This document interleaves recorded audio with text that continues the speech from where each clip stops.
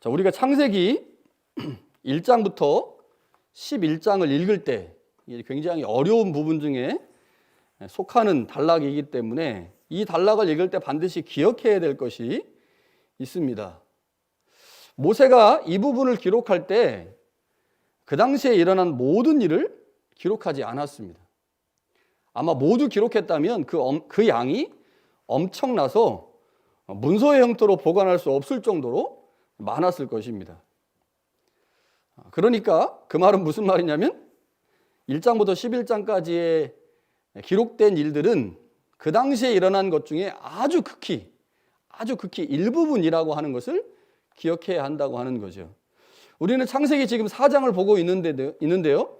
4장도 역시 그 당시에 일어난 일을 모두 기록한 것이 아닙니다. 뿐만 아니라 있는 그대로의 사실을 기록하지도 않았습니다. 오직 의미 있고 중요하다고 간주된 것만을 아주 간략하고 선별하여 기록했습니다. 자, 그렇기 때문에 이 4장에 나오는 이야기의 핵심이 무엇인지, 4장에서 우리에게 무엇을 말씀하려고 하는지를 찾아가는 노력이 필요한 거죠. 오늘 4장을 마무리하면서 창세기 4장이 오늘 우리에게 무엇을 말씀하고 있는지 살펴보려고 하는데요. 특별히 가인의 후손들 안에 죄가 어떻게 확장되고 있는지, 그리고 하나님 없는 자의 삶의 특징이 무엇인지를 4장을 통해서 살펴보도록 하겠습니다. 범죄한 후에 결국 가인은 여호와를 떠났습니다. 가인이 하나님을 떠났다. 이것은 본문에서 보면 물리적이고 공간적인 의미에서 말하고 있는 거죠. 가인이 여호와 앞을 떠났다. 자, 그러나 이 말은 단순히 가인이 물리적이고 공간적인 면에서만 하나님을 떠났다는 말이 아닙니다. 이 말은 동시에 가인과 그의 후손이 하나님이 없는 삶을 살게 되었다라고 하는 것을 의미하는 말입니다. 그것을 잘 보여주는 것이 가인이 정착한 곳의 이름이죠. 오늘 본문의 말씀에 의하면 하나님을 떠난 가인이 정착한 곳을 놋이라고 합니다. 놋. 이 놋의 뜻이 난해주, 각주에 보면 유리함이라는 뜻입니다. 방랑함, 유리함. 자, 가인이 4장 14절에 이렇게 말하죠. 주께서 오늘 이 지면에서 나를 쫓아내시오면 내가 주의 낯을 배웁지 못하리니 내가 땅에서 피하며 유리하는 자가 될 것이다. 자, 땅에서 유리한다라고 하는 말이 무엇과 연결되어 있냐면 하나님이 나를 쫓아내신다. 나는 하나님의 낯을 보지 못한다. 그러니까 내가 하나님을 보지 못하기 때문에 나는 유리하는 자가 된다. 이렇게 연결되어 있습니다. 그래서 이 가인이 말한 유리함, 가인이 방랑한다라고 하는 것은 단순히 가인이 어떤 장소를 옮겨 공간적으로 떨어져 있다라고 하는 말뿐만 아니라 가인은 더 이상 하나님의 얼굴을 보지 못하는 상태에 거하게 된다라고 하는 것을 의미하는 거죠. 자, 만약에 가인의 유리함을 단순하게 물리적이고 공간적 개념에서 이해할 경우에 16절에 나오는 가인의 정착과 모순이 됩니다. 가인은 분명히 유리하고 방랑한다고 그랬는데 가인은 어떻게 했어요? 하나님을 떠난 후에 정착했거든요. 롯이라는 땅에. 분명히 위에서는 방랑하고 유리한다고 했는데 그 다음에 정착을 했다라고 표현하기 때문에 이 가인이 말하고 있는, 그리고 하나님께서 이제 이 이야기에서 말씀하려고 하는 이 가인의 방랑과 유리함은 단순히 물리적 개념이 아니라는 거죠. 단순히 공간적 개념이 아닙니다. 가인이 유리하는 자가 됐다라고 하는 말은 이제 하나님 없는 삶을 살기 시작했다. 다시 말하면 가인이 자신의 세계 안에서 스스로 하나님이 됐다. 이제 가인이 하나님이 된 세상에서 살아가게 될 것이다 라고 하는 것을 의미하는 것이 우리가 본 16절에 가인이 여호와 앞을 떠나 에덴 동쪽 놋 땅에 거주했다라고 하는 말의 의미입니다. 가인은 놋 땅에 정착을 했습니다. 그리고 그곳에서 누군가를 만나서 결혼을 했죠. 그리고 아들을 낳았습니다. 그 아들의 이름을 에녹이라고 지었고요. 가인은 아들을 낳은 후에 성을 쌓았는데 그 성의 이름을 아들의 이름을 따라 에녹이라고 불렀습니다. 그러니까 아들의 이름도 에녹이고 자신이 지은 성의 이름도 에녹이죠. 가인이 낳은 에녹의 이름의 뜻이 뭐냐면요, 창시자라는 뜻입니다. 창시자. 이게 이제 동사에서 파생된 말인데, 시작하다라고 하는 동사에서 파생된 단어가 에녹인데, 에녹은 창시자라는 뜻입니다. 가인은 자신의 아들의 이름과 자신이 쌓아 올린 성의 이름을 에녹이라고 불렀어요. 에녹. 그런데 그 에녹의 뜻이 창시자입니다. 자, 그러니까 가인은 자신이 지금 자신만의 세상을 만들기 위해서 성을 쌓은 거죠. 자신이 하나님 앞을 떠나서 아들을 낳았는데 그 아들의 이름을 창시자라고 지었고요. 그 아들을 낳고 난 후에 자신만의 공간을 만들었어요. 성을 쌓았는데 그 성의 이름도 역시 창시자라고 불렀습니다. 무엇을 의미하겠습니까? 가인은 자신의 세상에서 하나님처럼 되려고 한 것입니다. 이제 하나님 없는 곳에서 자신이 하나님과 같은 존재가 되려고 자신의 아들의 이름도, 자신이 거하고 있는 성의 이름도 창시자라고 지은 거죠. 가인의 성은 외부로부터 가인을 보호해 줄 수 있었을 것입니다. 그래서 가인은 그 안에서 안전을 보장받을 수 있다고 생각했겠죠. 그러나 가인이 거하고 있는 그 성엔 하나님이 없습니다. 하나님과 분리된 그 모습을 잘 보여주는 것이 바로 이 성이죠. 대신에 자신이 바로 그곳에서 하나님이 되어 하나님처럼 자신의 모든 것들을 마음대로 하면서 살려고 한 모습, 바로 그것이 가인의 모습입니다. 가인이 만들어 오는 세계 안에서, 가인이 하나님처럼 된 세계 안에서 가인의 후손이 번성하기 시작을 했습니다. 가인은 에녹을 낳았고, 에녹은 이랏을 낳았고, 이낫은 무야를 낳았고, 무야엘은 무두사엘을 낳았습니다. 무두사엘은 라멕을 낳았어요. 더 많은 자녀가 태어났겠지만 나머지는 그렇게 중요하지 않았기 때문에 기록하지 않았습니다. 오직 중요한 이름만 기록을 했죠. 자, 그런데 우리가 여기서 주의해서 봐야 되는, 또 깊이 봐야 되는 것이 창세기 저자가 기록한 것처럼 가인의 6대 손인 라멕입니다. 가인의 6대 손인 라멕. 라멕에 이르러서 가인의 후손들은 본격적으로 문화를 발전시킵니다. 자, 그런데 우리가 다음 주에 보겠지만요, 창세기 5장에 보면 셋의 후손들이 나오거든요. 이 라멕, 셋의 후손들과 가인의 후손들이 지금 이제 대조가 돼서 4장과 5장에 나란히 나오고 있는데, 셋의 6대 손이 있어요. 가인의 6대 손이 라멕이고, 그 라멕의 후손들, 그러니까 가인의 7대 손들이 이제 문화를 발전시키는데, 창세기 5장에 보면 셋의 6대 손이 나옵니다. 그 6대 손이 누구냐? 죽음을 보지 않고 하나님에게로 간 에녹입니다. 그래서 가인의 6대 손과 셋의 6대 손이 비교되고 있어요. 자, 이걸 이제 다음 주에 한번 살펴보도록 하겠습니다. 자, 라멕은 두 아내를 맞이했죠. 하나의 이름은 아다고 다른 하나는 실라입니다. 자, 라멕은 하나님께서 창세기 2장에서 아담과 하와를 만드신 후에 한 남편과 한 아내로 가정을 이루게 하셨죠. 그런데 이 라멕은 하나님께서 만드신 그 질서를 깨트려 버리고 두 명의 아내를 취하게 됩니다. 자, 먼저 아다에게서 야발과 유발이 태어났습니다. 야발은 축산업의 창시자가 되었다고 말씀하죠. 짐승들을 집에서 키우는 가축화가 시작된 겁니다. 예전에 이제 야생에서만 키워서 야생에 있는 것들을 잡아먹었는데, 그 짐승들을 이제 집으로 데려와서 집에서 키우게 된 거죠. 고대의 기록에 의하면 가장 먼저 가축으로 길들여진 짐승은 양과 염소였다고 말합니다. 양과 염소. 자, 유발, 아다에게서 난 또 다른 아들이 유발이죠. 유발은 음악의 조상이 되었습니다. 그는 예술 문화의 창시자가 된 거죠. 고고학적 증거에 따르면요, 인간이 가장 먼저 발명한 것 중에 하나가 악기였고요. 가장 오래된 악기로 추정되는 것이 있습니다. 뭘까요? 피리입니다. 피리가 가장 오래된 악기라고 지금 보고 있습니다.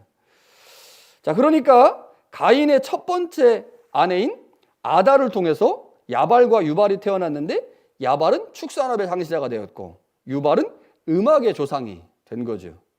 자, 가인의 또 다른 아내인 실라가 두 자녀를 낳았는데요. 더 많이 낳았겠지만 두 명만 기록을 한 거죠. 첫 번째는 두발가인입니다. 두발가인은 대장장이의 선조가 되었습니다. 수공업의 선조가 된 거죠. 아마 구리를 사용하여 무기를 만들었던 것으로 보입니다.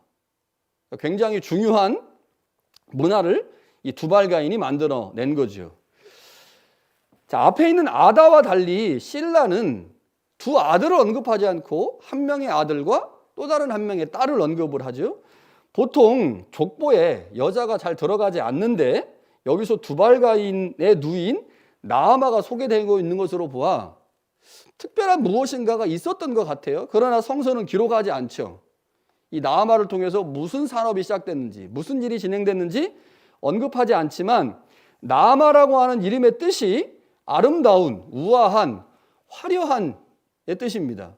그래서 우리가 이제 추정해 보기를 특별하게 다른 산업에 대한 언급이 없지만 아마 이 이름의 언급을 통해서 나아마가 예술과 관련된 것의 창시자가 된 것은 아닌가. 미학이죠, 미학. 아름다움과 관련된 무엇인가를 시작했기 때문에 여기서 기록한 것이 아닌가라는 생각이 들죠. 가인이 두 아내를 맞이했어요. 그리고 4명의 자녀를 더 많이 낳았겠지만 4명만 기록했죠. 그런데 그 4명의 자녀가 그 당시에 매우 중요한 산업과 문화의 창시자가 됐다고 하는 것입니다. 그렇다고 본다면 이 라멕이라는 사람 대단한 사람인 거죠. 대단한 사람입니다. 자, 지금까지 살펴본 것처럼요, 가인의 후손들은 산업과 문화를 발전시켰습니다.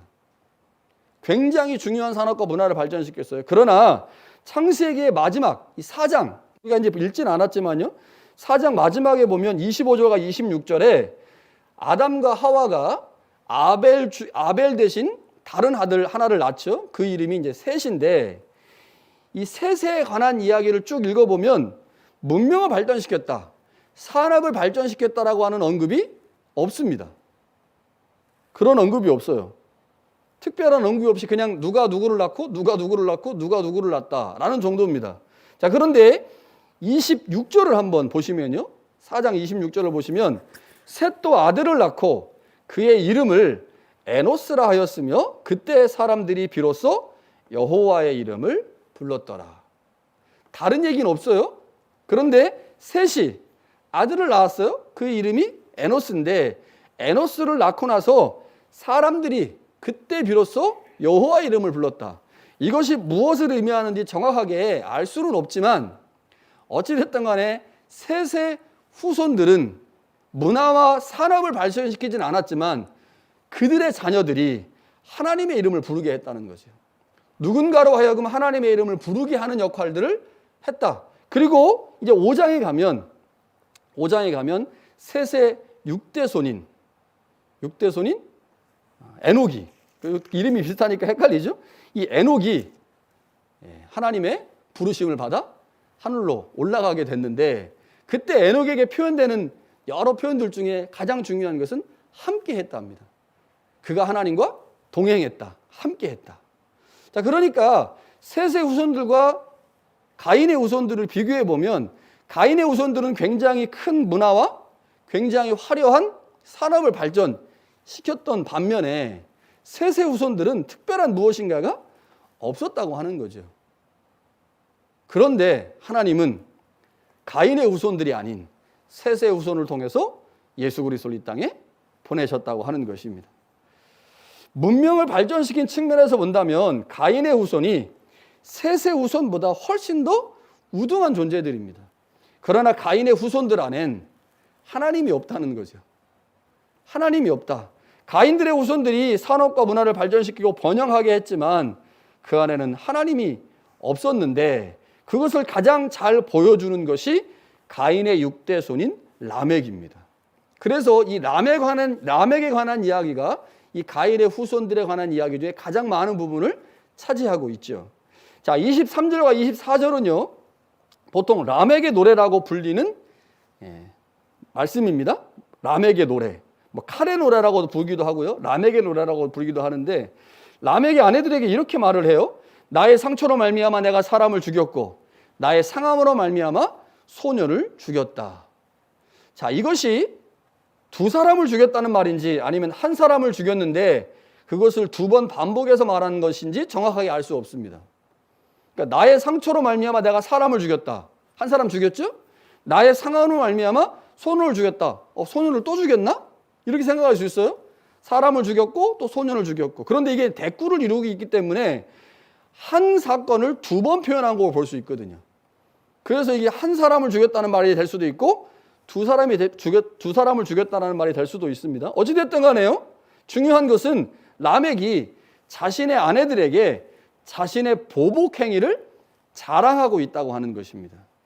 그러니까 누군가가 라멕에게 상처를 준 거겠죠. 그 상처를 준 사람이 누구겠어요? 소년이겠죠. 라멕은 조금 나이가 있었던 것 같아요. 라멕이 나이가 있었고 젊은 사람이 라멕에게 해코지를 하거나 상처를 준 겁니다. 그런데 그것을 라멕이 보복으로 안갚음한 거죠. 분명히 라멕은 큰 상처를 받지는 않았을 건데 나의 상처, 나의 상함 이 정도로 표현했으니까요. 그런데 자신을 상처 주고 자신을 상하게 한 그 사람을 죽였어요. 그런데 자신의 아내들에게 자신의 보복 행위를 부끄러워하지 않고 자랑하고 있다고 하는 것이 특징적입니다. 라멕은 자신을 상하게 한 그 소년을 죽이고 난 후에 아내들에게 마치 내가 한 행위가 정당하다시 그렇게 지금 말하고 있다고 하는 거죠. 하나님은 가인에게 4장에서 형벌을 내리시죠. 그러나 하나님은 가인에게 형벌을 내리셨지만 가인이 자신의 상황을 불쌍히 여겨달라고 하나님 앞에 사정했을 때 하나님께서 가인에게 표를 주었습니다. 그리고 그 표로 가인의 생명을 보장하셨죠. 안전을 보장하셨어요. 그것은 가인의 악한 행위와 무관하게 보복이라고 하는 것이 인간 안에 들어오면 그 보복의 악순환 때문에 인간 사회가 망가진다고 하는 하나님이 아셨기 때문에 가인이 비록 악한 행위를 했지만 그러나 그것과 무관하게 보복의 악순환을 끊으려고 했던 것이 하나님의 모습입니다. 그러니까 가인은 분명 잘못했죠. 잘못했어요. 그러나 그 가인이 잘못한 행위 때문에 누군가가 가인에게 보복을 하게 되면 또 그 행위에 대해서 누군가가 보복을 할 것이고 계속해서 보복을 낳게 되면서 인간사가 망가지는 거죠. 하나님은 이것을 막기 위해서 가인에게 표를 주시고 가인의 행위와 무관하게 보복의 악순환을 끊고자 하신 거죠. 보복의 악순환을 끊어내지 않으면 보복이라고 하는 행위로 인해서 인간 모두는 죄의 굴레를 벗어나지 못하여 참여할 수밖에 없습니다. 이것이 하나님께서 가인에게 표를 주신 이유입니다. 자, 현대 사회에서요, 범죄의 형태가 참으로 다양하죠? 여러 범죄가 있어요. 그런데 그 중에 하나가 보복범죄입니다. 보복범죄. 범죄의 이유가 분명하지 않은 경우들도 많이 있죠. 한때 한국에서 묻지마 살인, 묻지마 폭행, 퍽치기. 그냥 지나가다가 기분 나쁘니까 그냥 푹 치는 거예요. 죽이고. 도대체 범죄 이유가 무엇인지 분명하지 않은 경우들도 많지만 상당히 많은 범죄의 경우는 동기가 있죠. 근데 그 동기의 중요한 내용 중에 하나가 뭐냐면 보복입니다. 근데 이 보복이라는 게 참 어떻게 보면 재밌어요. 저걸 왜 보복하지 할 정도의 걸 가지고 보복을 하거든요. 자, 보복범죄는 일반적으로 어떤 것에 앙심을 품고 보복하기 위해서 범죄를 저지르는 건데 누군가가 나에게 해를 입혔거나 그러니 보복하는 거죠. 해를 입혔으니까 더 강하게 갚아주는 거예요. 그런데 심지어는요. 거슬리는 말을 했다. 나를 무시하는 듯 쳐다봤다. 그래서 보복하는 거예요. 아니 무시하는 듯 쳐다본 게 어떻게 쳐다보는지 모르겠지만 그냥 기분 나쁘게 쳐다봤다는 거예요. 그것 때문에 가가지고 그 사람을 죽이기도 하고 상해를 입히기도 하죠.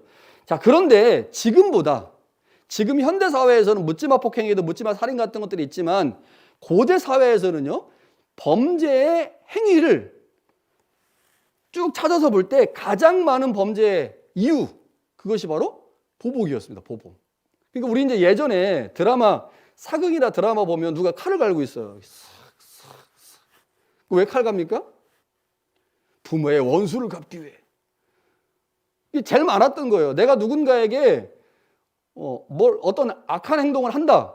그러면 그거는 그 사람이 우리 부모나 우리 누군가에게 무슨 일을 한 거예요. 그래서 그거 원수 갚으려고 보복하려고 칼 가는 거죠. 그 어렸을 때부터 그 칼을 막 갈아가지고 이제 무술 연마하고 스승을 만나가지고 이제 막 무술을 잘하게 되면 가서 이제 원수를 갚죠. 그러니까 고대 사회에서는요, 범죄의 동기로 지금보다 훨씬 더 보복이라고 하는 것이 중요한 원인이었다고 하는 것입니다. 따라서 누군가가요, 이 보복의 악순환을 끊어내지 않으면 보복은 또 다른 보복을 낳고 그 보복으로 인해서 인간은 죄의 도회로 전락하게 된 거죠. 지금과 다른 거죠. 그러니까 여기에 나와 있는 이 라멕이 자신의 아내들을 향해서 보복을 자랑하고 있는 것은 그 당시에 존재하고 있었던 죄의 가장 중요한 원인을 지금 우리 가운데 말해주는 것이고, 라멕이 그러한 태도를 보이고 있다고 하는 것은 라멕이 완전히 죄의 노예가 돼서 죄가 원하는 방식대로 지금 살아가고 있다고 하는 것을 보여주는 겁니다. 창세기 4장 15절에서 하나님은 두려워하고 있는 가인에게 표를 주었죠. 그 표로 인해 가인은 아벨을 죽인 것에 대해서 보복을 당하지 않았습니다. 하나님께서 가인에게 표를 주신 것은 인간사에 존재하는 보복 행위를 끊어내기 위한 것이었습니다. 보복 행위는 결국 관계를 파괴하기 때문이죠. 그러나 가인의 후손인 라멕은 자신의 보복 행위를 지금 정당화하고 있어요. 내 행위는 정당하다, 괜찮다, 이렇게 말하는 거죠. 그러면서 말하기를 가인을 위하여는 벌이 7배일진데 라멕을 위하여서는 벌이 77배다라고 말합니다. 산업과 문명이 발전했지만 인간의 악함도 문명과 함께 더 발전한 거예요. 인간에 대한 죄의 지배력이 지금 더 강해진 것을 보여주는 건데, 가인이 자신만의 성을 쌓고 그곳에서 자신이 마치 하나님처럼 군림하며 살았던 그곳에 문명과 산업이 발전했지만 그 문명과 산업과 함께 죄도 발전했고 죄의 영향력이 더 강하게 됐다고 하는 거죠. 하나님 없는 자의 삶이 어떠한지 우리 가운데 보여주고 있는 것이 이 라멕에 대한 말씀입니다. 우리는 지금까지 4장의 말씀들을 쭉 살펴보았습니다. 4장엔 크게 두 가지를 우리 가운데 말씀해주고 있어요. 4장이 우리 가운데 두 가지를 말씀합니다. 첫 번째는 아담과 하와가 낳은 두 아들에 관한 겁니다. 이게 4장이 말하고 있는 메시지예요. 첫 번째, 아담과 하와가 낳은 두 아들. 두 아들이 행한 것이 무척 많았겠죠? 엄청 많았을 거예요. 그런데 그 중에서 뭐만 기록했어요? 두 아들이 하나님께 드린 예배만 기록했습니다. 이게 중요했던 거예요. 또 다른 하나는 무엇입니까? 가인의 범죄입니다. 가인이 범죄했고 그 범죄한 가인이 하나님을 떠나서 자신만의 세상을 만들었다. 이거를 보도하고 있죠. 예배를 드리는 후에 안색이 변할 정도로 화가 난 가인. 그 가인에게 하나님은 죄를 다스리라고 말씀하셨지만 가인은 결국 죄를 다스리지 못했죠. 그리고 동생을 죽임으로 죄의 종이 되고 말았는데, 죄의 종이 된 가인이 자신만의 성을 쌓고 자신이 그곳에서 하나님처럼 지내면서 결국 그의 후손들도 그 죄의 지배로 인해서 죄의 종이 됐다. 라멕을 통해서 그것을 우리 가운데 보여주고 있는 거죠. 지금까지 살펴본 이야기에 두 가지, 아담과 하와가 두 아들을 낳았다. 그리고 가인이 범죄했다. 이것이 창세기 4장에서 우리 가운데 말씀해주고 있는 건데, 이 두 가지 이야기가 창세기 3장과 연결이 됩니다. 창세기 3장과. 자, 우리가 지난번에 했던 말씀들을 좀 기억해 보시면요, 두 아들이 예배를 드렸죠. 그 예배를 드리는 그 예배가 무엇과 연결됐습니까? 에덴으로의 회복과 연결되어 있었어요. 에덴으로의 회복. 여기서 말하는 회복이라는 것은 물리적 개념에서 다시 에덴으로 돌아가는 것을 의미하는 게 아니라고 그랬죠. 아담과 하와 그리고 그 후손들은 에덴 동산 바깥에 거합니다. 그러나 그들의 삶의 자리를 새로운 에덴 동산으로 만들 수 있다는 거예요. 새로운 에덴 동산으로. 그 방법이 무엇입니까? 그것이 예배였다는 거예요. 예배. 그래서 아담과 하와가 상실한 그 에덴을 회복할 수 있는 방법으로 그의 두 아들을 소개하고 그 두 아들이 드린 예배를 설명하면서 예배의 현장에서 우리가 하나님을 만나게 되므로 상실된 에덴 동산을 회복할 수 있는 방법이 무엇이냐? 그것이 바로 예배다. 그래서 예배의 현장에서 우리는 하나님을 만나고 하나님을 경험하면서 새로운 에덴 동산을 그 현장에서 만들어갈 수 있다라고 하는 것을 말하는 것이 창세기 4장의 첫 번째 메시지입니다. 첫 번째 메시지. 두 번째 메시지는 뭘까요? 죄의 확장입니다. 그런데 이 죄의 확장, 가인을 통해서 죄가 드러났고 그 가인의 후손들을 통해서 죄가 확장되고 있는데 이것도 역시 창세기 3장에 나오는 사건과 연결되어 있죠. 아담과 하와가 에덴 동산을 잃어버렸습니다. 이유가 무엇입니까? 불순종으로 인해서 에덴 동산을 상실하고 말았죠. 그런데 그 3장에 나와 있는 죄가 누구에게까지 연결됐냐면 가인에게까지 연결됐어요. 그리고 그 가인이 하나님의 말씀을 무시함으로 인간에게 죄가 찾아와서 이제 죄가 완전히 인간을 지배하고 다스리는, 그리고 그 죄가 어떻게 인간 세상 안에 확장되는지, 그것이 라멕이 보여준 보복행위에 대한 정당성의 주장입니다. 이렇게 이제 확장이 되는 거죠. 가인의 범죄가 어떻게 인간을 지배하고 종으로 삼는지를 4장에 보여주고 있고요.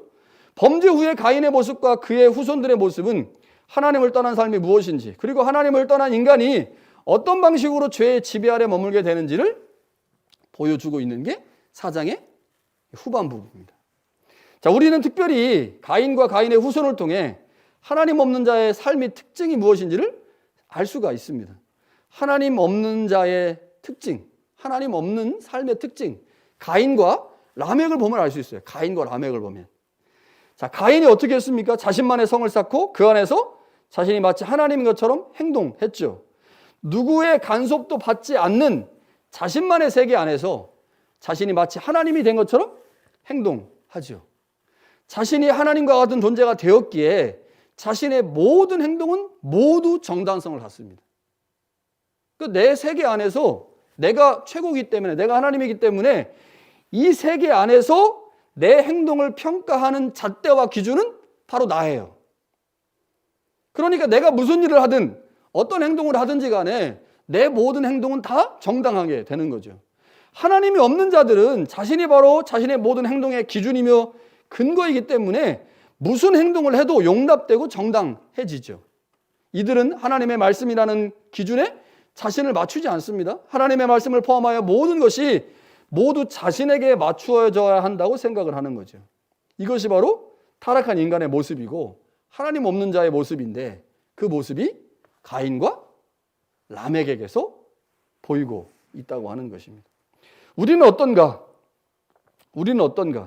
혹시 가인과 같은 모습이 있지는 않은가? 내가 내 인생의 주인이라고 착각하면서 성 쌓고 그 안에서 하나님처럼 군림하며 살고 있지는 않은가?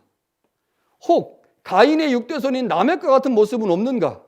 내 행동은 언제나 정당하다고 생각하고 있지는 않은가?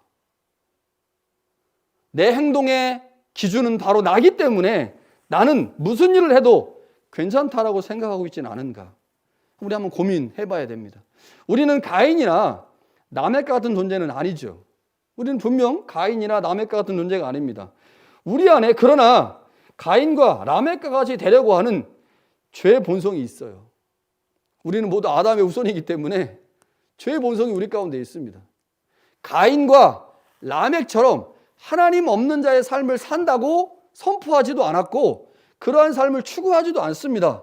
그러나 우리 안에 이미 존재하고 있는 죄의 본성이 우리로 하여금 가인이나 라멕과 같은 삶을 살라고 부추기거든요. 나만의 성을 쌓고 그곳에서 마치 하나님인 것처럼 행동하며 살아라 라고 말하기도 하고요. 라멕과 같이 너의 모든 행동의 판단 기준은 하나님의 말씀이 아닌 바로 너기 때문에 너는 어떤 일을 해도 정당하다, 너는 어떤 일을 해도 괜찮다라고 말해주는 죄의 본성이 우리 가운데 있다고 하는 것입니다. 그러나 그 죄의 본성을 이기며 살아야 되겠죠. 하나님께서 가인에게 죄를 다스려라 말씀하셨어요. 근데 가인이 죄를 다스리지 못하면서 가인도 그리고 그의 후손도 죄의 종이 됐는데 우리도 역시 하나님으로부터 동일한 말씀을 듣는 거죠. 죄가 문 앞에 엎드려져 있다. 죄가 너를 원하나? 너는 죄를 다스려라. 우리 죄를 다스리며 살아야 됩니다. 죄를 다스리기 위해선 죄를 이길 수 있는 무기가 있어야 되겠죠. 그 무기가 무엇이겠습니까? 예수 그리스도의 보혈이죠. 그리고 오늘 성령 강림 주일인데요. 주님께서 우리 가운데 보내주신 성령입니다. 주님의 보혈과 성령만이 우리 안에 있는 죄의 본성을 이기고 죄의 본성대로 살아가지 않게 만드는 것입니다. 그래야만 가인과 라멕과 같은 삶을 살지 않을 수 있는 거죠. 여러분, 우리의 삶의 주인은 우리가 아니라 하나님입니다. 타락한 인간의 본성은 우리의 인생의 주인이 하나님이 아니라 바로 나라고 생각하게 만들죠. 계속 그렇게 말합니다. 그래서 내 인생의 울타리를 견고하게 만들고 그 안에서 내가 하나님으로 군림하며 살으라고 계속 우리 가운데 속삭입니다. 죄가 그렇게 우리 가운데 말해요. 그러나 우리는 그렇게 살 수 없습니다. 우리는 예수님을 믿는 사람들이기 때문에 그런 거죠. 여러분, 우리가 예수님을 믿는다고 하는 것은 내 인생의 주인이 내가 아님을 고백하는 것입니다. 그게 예수 믿는 거예요. 나는 내 죄의 본성대로 살지 않는 사람입니다. 그렇게 살고 싶은 욕심이 내 안에 일어난다 할지라도 그럼에도 불구하고 여전히 나는 하나님의 말씀에 근거해서 하나님의 말씀대로 예수님을 주님으로 모시고 예수님을 나의 인생의 왕으로 모시고 살아갈 것입니다. 갈 것입니다라고 고백하는 사람이 그게 예수 믿는 사람이라는 거죠. 여러분, 가인과 라멕의 삶은 예수 믿는 삶이 아닙니다. 반대로 우리가 우리의 인생의 주인이 아니고 오직 내 인생의 주님이 하나님이고 그래서 나는 하나님의 통치와 다스림 안에 거하며 살 것입니다라고 고백하는 것, 그것이 바로 예수 믿는 것입니다. 그 예수님 잘 믿을 수 있도록 우리 가운데 성령을 보내주셨죠. 주님이 보내주신 그 성령으로 또 하나님께서 우리 가운데 주신 말씀으로 주님 만나는 날까지 예수님 잘 믿을 수 있는 우리 모두가 될 수 있기를 간절히 축원합니다.